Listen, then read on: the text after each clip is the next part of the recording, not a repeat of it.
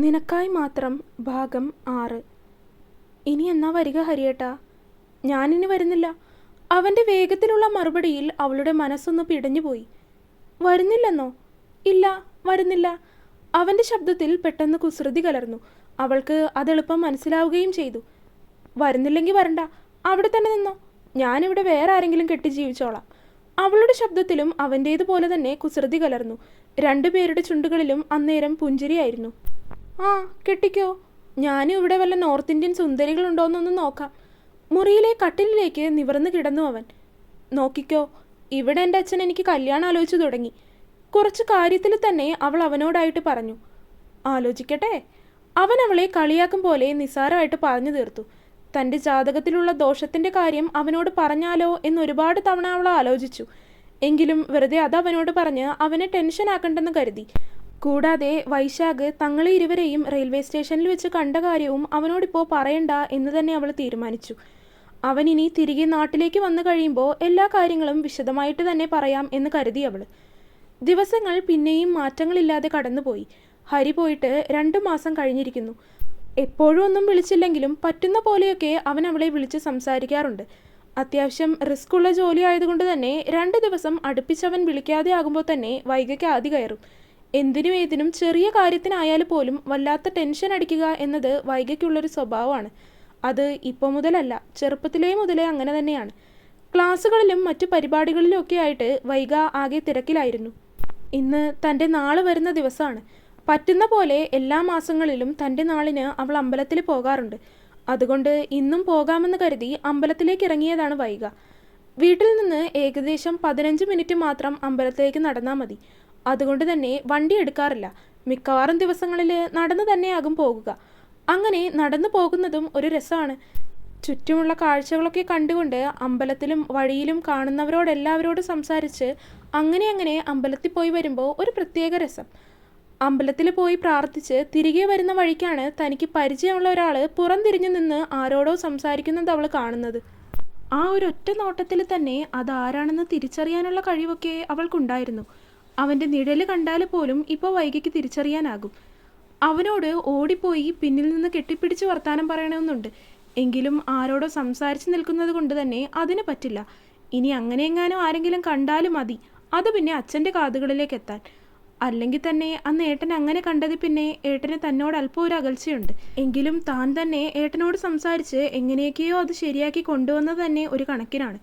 അതുകൊണ്ട് അവൻ്റെ അരികിലൂടെ അറിയാതെ അങ്ങ് നടന്നുപോയി അവൾ. തിരിഞ്ഞു നോക്കാനും നിന്നില്ല. അവൻ വരുമെന്നറിയാവുന്നത് കൊണ്ട് തന്നെ പതിവ് സ്ഥലമായിട്ടുള്ള പാലത്തിൻ്റെ കീഴിലായിട്ട് അവൾ വന്ന് അവനെ കാത്തു നിന്നു. ഏകദേശം ഒരു 5 മിനിറ്റ് കഴിഞ്ഞപ്പോൾ തന്നെ ദൂരെ നിന്ന് അവൻ വരുന്നത് അവൾ കാണുന്നുണ്ടായിരുന്നു. പക്ഷേ അവൻ്റെ കൈ അവൾ അപ്പോഴാണ് ശ്രദ്ധിക്കുന്നത്. അത് ഷോൾഡർ ബാഗ് ഇട്ട് തൂക്കിയിട്ടിരിക്കുകയാണ്. എന്താ ഹരിയേട്ടാ, എന്ത് പറ്റിയതാ ഇത്? അവൻ നടന്ന് അവളുടെ അടുത്തേക്ക് എത്തുന്നതിന് മുന്നേ തന്നെ അവൾ അവൻ്റെ അടുത്തേക്ക് ഓടിച്ചെന്ന് കൈകളിൽ തൊട്ടുകൊണ്ട് ചോദിച്ചു. എൻ്റെ പൊന്നേ, ഇതൊന്നും ഇല്ല, ഒന്ന് വീണതാണ്. അപ്പോൾ കയ്യിലെ എല്ലിന് ചെറിയ രീതിയിലുള്ളൊരു ഫ്രാക്ചർ. 2 ആഴ്ച ഇങ്ങനെ തന്നെ ഇട്ട് റെസ്റ്റ് എടുക്കാൻ പറഞ്ഞിട്ടുണ്ട് ഡോക്ടർ.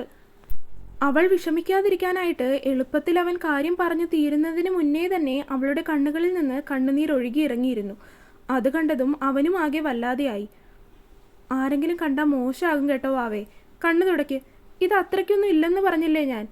അവൻ ഒടിയാത്ത വലത് കൈ ഉയർത്തി അവളുടെ കണ്ണിൽ നിന്ന് ഒഴുകിയിറങ്ങിയ കണ്ണുനീര് തുടച്ചു കൊടുത്തു. അവൾ മുഖമുയർത്തി അവൻ്റെ മുഖത്തും കയ്യിലും മുഴുവനായിട്ടൊന്ന് നോക്കി. ഇനി എവിടെയെങ്കിലും എന്തെങ്കിലും പറ്റിയിട്ടുണ്ടോ എന്ന രീതിയിൽ. വേറൊന്നും പറ്റിയിട്ടില്ല, കൈക്ക് മാത്രമേ ഒടിവുള്ളൂ. അവളുടെ കവിളിലൊന്ന് തട്ടിക്കൊണ്ട് അവൻ അങ്ങനെ പറഞ്ഞതും അവളുടെ നോട്ടം പെട്ടെന്ന് തന്നെ അവൻ്റെ കവിളിലേക്ക് എത്തി നിന്നു. കവിളില് താടിയുടെ മുകളിലായിട്ട് തന്നെ കരിനീലിച്ച നിറത്തില് വട്ടത്തില് വലിയൊരു പാട് തിണർത്ത് കിടക്കുന്നു. താടി ഉള്ളത് കൊണ്ട് അതങ്ങനെ പെട്ടെന്ന് കാണാനാവുന്നില്ല. എങ്കിലും അവൾ ശരിക്കൊന്ന് സൂക്ഷിച്ചു നോക്കുമ്പോൾ ചെറുതായിട്ട് അത് അറിയുന്നുണ്ട്. അത് അത്യാവശ്യം വലിയ പാടുമാണ്. ഇതെന്ത് പറ്റിയതാ ഹരിയേട്ടാ? അവൾ കൈകൾ ഉയർത്തി അവൻ്റെ കവിളിലൊന്ന് തൊട്ടുകൊണ്ട് ചോദിച്ചു. അവൻ വേദനയോടെ ശബ്ദമുണ്ടാക്കിക്കൊണ്ട് പിന്നിലേക്ക് നീങ്ങി. ഇതൊക്കെ എന്താ ഹരിയേട്ടാ? നിമിഷ നേരം കൊണ്ട് അവളുടെ ശബ്ദത്തിൽ സങ്കടവും ആകുലതയും നിറഞ്ഞു വന്നു. ഇതൊന്നും ഒന്നുമില്ല വാവേ, വീണപ്പോൾ അത്യാവശ്യം കല്ലൊക്കെയുള്ള സ്ഥലമായിരുന്നു. മുഖം ഇടിച്ചാൽ വീണത്, അതുകൊണ്ട് അവിടെ ചതഞ്ഞിട്ടുണ്ട്, അല്ലാണ്ട് വേറെ പ്രശ്നമൊന്നുമില്ല. അവളുടെ പഞ്ഞി പോലെയുള്ള വിരലുകൾ ഉപയോഗിച്ച് അവൾ അവിടെ ഒന്ന് പതിയെ തടവി. ചെറിയൊരു സുഖവും നോവും അനുഭവപ്പെട്ടപ്പോൾ ഹരി ശബ്ദമുണ്ടാക്കി. ഇതൊക്കെ എന്ത് പറ്റിയതാ ഹരിയേട്ടാ? 2 ദിവസത്തിൽ കൂടുതലായല്ലോ എന്നെ ഫോൺ വിളിച്ചിട്ട്. 2 ദിവസം മുൻപാണിത് പറ്റിയത്. പെട്ടെന്ന് വീണതുകൊണ്ട് തന്നെ ശരീരമൊക്കെ ആകെ നല്ല വേദനയായിരുന്നു. അതുകൊണ്ട് ഒരു ദിവസം റെസ്റ്റ് എടുത്തു. പിന്നെ കമ്പനിയിൽ നിന്ന് കുറച്ച് ദിവസത്തേക്ക് വീട്ടിലേക്ക് പൊക്കോന്ന് പറഞ്ഞുകൊണ്ട് ഇങ്ങോട്ട് പോകുന്നതാണ്. പുഴയുടെ വരമ്പിലേക്ക് രണ്ടുപേരും ഇരുന്നുകൊണ്ട് പറഞ്ഞു. അവളുടെ കണ്ണുകൾ അപ്പോഴും ആകുലതയോടെ അവൻ്റെ ദേഹമാകെ പരതുകയായിരുന്നു. നീ ഇങ്ങനെ നോക്കാൻ മാത്രമൊന്നും ഇല്ല എൻ്റെ വാവേ. ഇപ്പോൾ വേദനയൊന്നുമില്ല. ആകെ ഈ ചതവും കയ്യിലുള്ള ഒടിവും മാത്രമേ ഉള്ളൂ. അവൻ വീണ്ടും അങ്ങനെ പറഞ്ഞതും അവൾ അവനെ ഒന്ന് കൂർപ്പിച്ചു നോക്കി. അതിന് അവനൊന്ന് പുഞ്ചിരിച്ചുകൊണ്ട് അവളെ നോക്കി ഒന്നുമില്ല എന്ന പോലെ കണ്ണ് ചിമ്മി കാണിച്ചു. കുറച്ച് സമയം കൂടി രണ്ടുപേരും അങ്ങനെ സംസാരിച്ചിരുന്നു. ഒരുപാട് നേരം അങ്ങനെ ഇരുന്നു കഴിഞ്ഞാൽ ചിലപ്പോൾ വീട്ടിൽ നിന്ന് അമ്പലത്തിലേക്ക് ആളെത്തുമെന്ന് അവൾക്കറിയാം. പുഴയുടെ പടവിൽ നിന്ന് എഴുന്നേൽക്കുന്നതിന് മുന്നേ അവൾ അവൻ്റെ നെറ്റിയിലും കവിളിലായിട്ട് കാണുന്ന ചതഞ്ഞ പാടിലും ഒന്ന് പതിയെ ചുംബിച്ചു. തന്നെ നോക്കി തിരിഞ്ഞു നോക്കി വീണ്ടും നോക്കിക്കൊണ്ടു പോകുന്നവളെ പുഞ്ചിരിയോടെ അവിടെ തന്നെ നിന്ന് നോക്കി അവൻ. അവൾ കണ്ണിൽ നിന്നും മറയുന്നത് വരെ അങ്ങനെ നോക്കി നിന്ന് ഒന്ന് നിശ്വസിച്ചുകൊണ്ട് അവൻ തിരികെ വീട്ടിലേക്ക് നടന്നു. വീട്ടിലേക്ക് എത്തിയിട്ടും മനസ്സിനൊരു സമാധാനമില്ല. അവനെ അങ്ങനെ കണ്ടിട്ട് സഹിക്കാനാവുന്നില്ല. കോളേജിലേക്ക് പോകേണ്ടതാണ്. എങ്കിലും സമാധാനമില്ലാതെ അവിടെ പോയിരുന്നിട്ട് എന്തിനാണ്? വല്ലാത്തൊരു ഭാരിച്ച മനസ്സോടെയാണ് അവൾ വീട്ടിലേക്ക് നടന്നത്. മനസ്സാകെ അവനെ ചുറ്റിപ്പറ്റി തന്നെ നിൽക്കുന്നു. കോളേജിലേക്ക് പോകാൻ മടി കാണിക്കാനാവില്ല.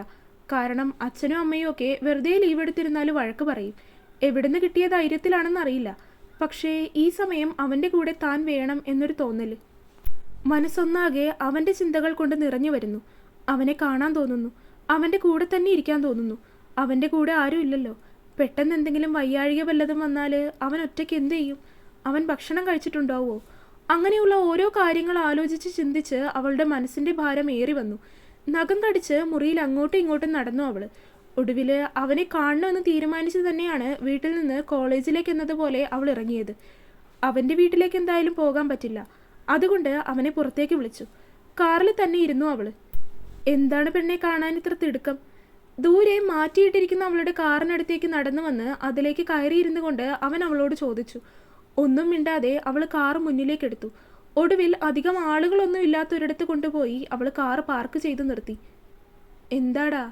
ഹരി അവളോട് അരുമയായിട്ട് ചോദിച്ചു. ഈ നേരം അത്രയും അവൾ ഒരക്ഷരം പോലും അവനോട് മിണ്ടിയില്ല. പക്ഷേ ഹരി അങ്ങനെ ചോദിച്ചു കഴിഞ്ഞ അടുത്ത നിമിഷം തന്നെ അവൾ ഒന്നും മിണ്ടാതെ സീറ്റ് ബെൽറ്റ് അഴിച്ചുകൊണ്ട് അവനെ ഇറുക്കി പുണരുകയാണ് ചെയ്തത്. അത് പ്രതീക്ഷിച്ചിരുന്നതായതുകൊണ്ട് തന്നെ ഹരിയിൽ ഞെട്ടലൊന്നും ഉണ്ടായിരുന്നില്ല. പക്ഷേ ഷോൾഡറിലായിട്ടുള്ള ഷർട്ടിൽ അറിയുന്ന നനവ് അവനെ ഒന്ന് നോവിച്ചു. എനിക്കൊന്നുമില്ലെന്ന് പറഞ്ഞില്ലേ വാവേ? അവളുടെ പുറത്തൊന്ന് തട്ടിക്കൊണ്ട് അവൻ അവളെ ആശ്വസിപ്പിച്ചു. എങ്കിലും അവൾ അവനെ കൂടുതൽ ഇറുക്കി കെട്ടിപ്പിടിച്ചതല്ലാതെ അവനെ വിട്ടു മാറിയില്ല. കരച്ചിൽ നിർത്തിയ വാവേ? ശബ്ദത്തിൽ അല്പം ഗൗരവം വരുത്തിക്കൊണ്ട് അവൻ വീണ്ടും അവളോട് പറഞ്ഞു. ഇടയിൽ അവൾ കണ്ണുനീര് തുടച്ചുകൊണ്ട് അവനെ നോക്കി. ഞാൻ പറഞ്ഞല്ലോ വാവേ, എനിക്ക് വേറെ കുഴപ്പമൊന്നുമില്ല. എന്നാലും അങ്ങനെയല്ല ഹരിയേട്ടാ. ആരും ഇല്ലാത്ത ഈ അവസ്ഥയിൽ എല്ലാ കാര്യങ്ങളും ഒറ്റയ്ക്ക് എനിക്ക് അങ്ങനെ ഒറ്റയ്ക്ക് ചെയ്യുന്ന കാര്യം ഓർക്കുമ്പോൾ എന്തോ വല്ലാത്ത വിഷമാകുന്നു. നീ അത് ഓർക്കണ്ട. അവൻ ഒരു കൈ അവളുടെ ഷോൾഡറിലൂടെ കൈയിട്ടുകൊണ്ട് തമാശ രീതിയിൽ അവളോട് തിരികെ പറഞ്ഞു. ഹരിയേട്ടൻ അല്ലെങ്കിലും എല്ലാം തമാശയാണ്. അതെ, നീ ഒഴികെ ബാക്കിയെല്ലാം എനിക്ക് തമാശയാണ്. അവളുടെ നെറ്റിയിലേക്ക് നെറ്റി മുട്ടിച്ചുകൊണ്ട് അല്പം തമാശയായിട്ട് തന്നെയും അല്പം കാര്യമായിട്ട് അവൻ പറഞ്ഞു. നമുക്ക് എങ്ങോട്ടെങ്കിലും ഓടിപ്പോയാലോ ഹരിയേട്ടാ? അവനെ വിട്ടുമാറാൻ ഇഷ്ടമില്ലാത്തതുപോലെ അവൾ അവൻ്റെ കയ്യിൽ ചുറ്റിപ്പിടിച്ച് തോളിലേക്ക് തലചാരിക്കൊണ്ട് പറഞ്ഞു. അതിന് അവൻ അവളുടെ നെറ്റിയിൽ ഒന്ന് നേർമയായി ചുംബിച്ചു. ഇപ്പോൾ തന്നെ പോണോ? പോകാം. അവൻ തമാശ പോലെയാണ് സംസാരിക്കുന്നതെങ്കിലും അവളുടെ സംസാരം കാര്യമായിട്ട് തന്നെയായിരുന്നു. എന്താ ഇപ്പോൾ ഇങ്ങനെയൊക്കെ ചിന്തിക്കാൻ? അവൻ വീണ്ടും അവളുടെ നെറുകയിൽ ഒന്ന് മുകർന്നുകൊണ്ട് തിരക്കി. ഏട്ടൻ നമ്മുടെ കാര്യം അറിഞ്ഞു. എന്നോടിപ്പോൾ പഴയതുപോലെ ഏട്ടൻ സംസാരമൊന്നുമില്ല. കാറിന് പുറത്തേക്ക് ഏതോ ബിന്ദുവിലേക്ക് ദൃഷ്ടി ഊന്നിക്കൊണ്ടാണ് വൈകി അത് അവനോട് പറഞ്ഞത്. അത് പറഞ്ഞതും ഹരി അവളെ ഒന്ന് തല താഴ്ത്തി നോക്കി. വൈശാഖ് അറിഞ്ഞുവെന്നോ? എപ്പോ? എങ്ങനെ? അവൻ്റെ ശബ്ദം അല്പം ഞെട്ടലോടെയുള്ളതായിരുന്നു.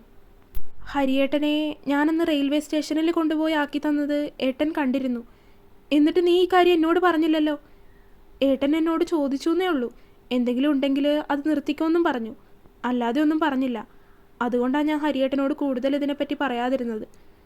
ഇതൊന്നും അല്ലാത്ത 100 കാര്യം എന്നോട് നീ പറയുമല്ലോ, എന്നിട്ടാണോ ഇതെന്നോട് പറയാതിരിക്കുന്നത്? അവൻ അല്പം ഗൗരവത്തിൽ തന്നെ അവളോട് ചോദിച്ചു. ഞാൻ ഹരിയേട്ടനെ വെറുതെ ടെൻഷൻ ആക്കണ്ടെന്ന് കരുതി അതിന് അവനൊന്ന് അമർത്തി മൂളി. അവൾ മുഖമുയർത്തി അവനെ ഒന്ന് നോക്കി. ഏട്ടൻ ഇങ്ങനെയാണെങ്കിലും അച്ഛൻ എങ്ങനെയാവും ഇതറിയുമ്പോൾ എന്ന് ആലോചിക്കാൻ പോലും വയ്യെനിക്ക്. അവൾ അവൻ്റെ നെഞ്ചിലേക്ക് പതുങ്ങി ചേർന്നിരുന്നു. അവനും അവൾ ചേർത്ത് പിടിച്ചു. ആ ദിവസം മുഴുവനും അങ്ങനെ രണ്ടുപേരും ചേർന്ന് ഒരുമിച്ച് ചിലവഴിച്ചു.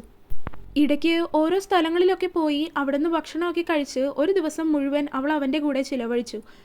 അങ്ങനെ അവൻ്റെ കൂടെ ആയിരിക്കുമ്പോൾ ഇനി ഇതെല്ലാം ആരെങ്കിലും കണ്ടാലോ കേട്ടാലോ ഉള്ള വരും വരാഴികളൊന്നും രണ്ടുപേരുടെ മനസ്സിലും അന്നേരം ഉണ്ടായിരുന്നില്ല എന്നതാണ് സത്യം.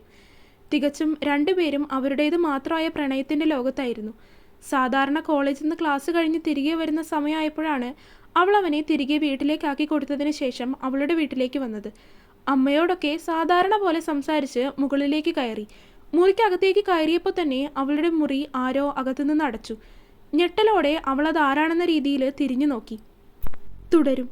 അപ്പോൾ വീഡിയോ കണ്ടവരെല്ലാവരും വീഡിയോ ലൈക്ക് ചെയ്യുക. നിങ്ങളുടെ അഭിപ്രായങ്ങൾ എന്തായാലും അത് കമൻറ്റായിട്ട് അറിയിക്കുക. ചാനൽ സബ്സ്ക്രൈബ് ചെയ്യാത്തവരുണ്ടെങ്കിൽ സബ്സ്ക്രൈബ് ചെയ്യുക. അടുത്ത പാർട്ടായിട്ട് നാളെ വരാം. ബൈ.